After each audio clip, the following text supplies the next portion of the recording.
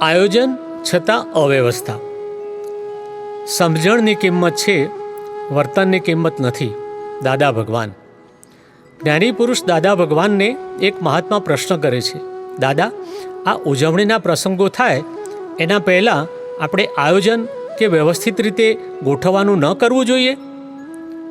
દાદાશ્રી કહે છે, આયોજન એટલે કે પ્લાનિંગ કરો એનો વાંધો નહીં, પણ તે હોય એટલો જ માલ નીકળવાનો ને, બીજો માલ નીકળવાનો નહીં.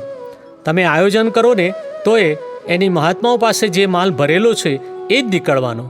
જ્ઞાન દીક્ષા પછી નવો અહંકાર ઊભો થાય નહીં ને? તે મહાત્મા કહે છે, પણ દાદા, એવું થાય છે ને કે મને કોઈ વ્યવસ્થાનું કામ સોંપ્યું હોય, પણ હું દાદાને જોઉં ને એટલે વ્યવસ્થાને ત્યાં વ્યવસ્થિતને સોંપી દઈ, હું તો દાદાની સાથે ટોળામાં ભળી જાઉં છું. દાદાશ્રી કહે છે, એ તો આ વાજાવાળા એટલે કે બેન્ડ વાજાવાળાને આ જ્ઞાન આપી દો ને તો વાજાવાળા પણ દાદાને જુએ કે બધા વગાડવાનું છોડીને અહીં આવતા રહે. એટલે તો હું કહું છું, આપણે અહીંના આ વટે માર્ગો એટલે કે મુસાફરો જુદા છે ને પેલા ક્રમિક માર્ગના જુદી જાતના છે. એટલે તો લોકો મને કહે કે તમારા ભક્તો એટલે કે મહાત્માઓ એડવાન્સ થયેલા નથી. ત્યારે મેં કહ્યું, એ હજુ એડવાન્સ થવાના છે. આપણે તો મોક્ષ સાથે કામ છે ને, આપણે તો બીજું કશું કામ જ નહીં ને. તે મહાત્મા કહે છે, આપણી ભાવના લોક કલ્યાણ કરવાની છે. જે લોકો આની અંદર એ હિસાબે આવે છે તે આવી નબળી વ્યવસ્થાનો ભાગ જોઈ જાય તો પછી લોક કલ્યાણની પ્રવૃત્તિને વેગ કઈ રીતે મળે? દાદાશ્રી સમજાવે છે, લોક કલ્યાણની ક્રિયા કઈ છે તે નહીં, પણ આપની ભાવના જોઈએ. આ બીજી ક્રિયા તો મેં જે માલ ભર્યો છે તે જ નીકળશે. માલ ભરેલો હોય તે નીકળે છે કે બીજો નીકળે?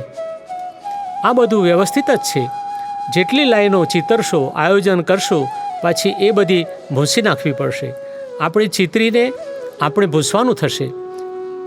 એક ફેરો ભૂંસવું સારું, એવી ભૂલ ફરી ના થાય ને?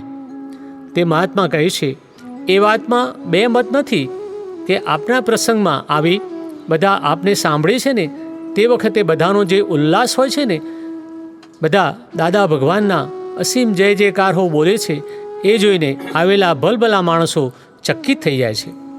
દાદાશ્રી કહે છે, એ તો આવું બધું જોવાનું હોય, એને તો આવું જોવામાં જ ના આવ્યું હોય ને, આવી દુનિયા જ એના જોવામાં ના આવી હોય.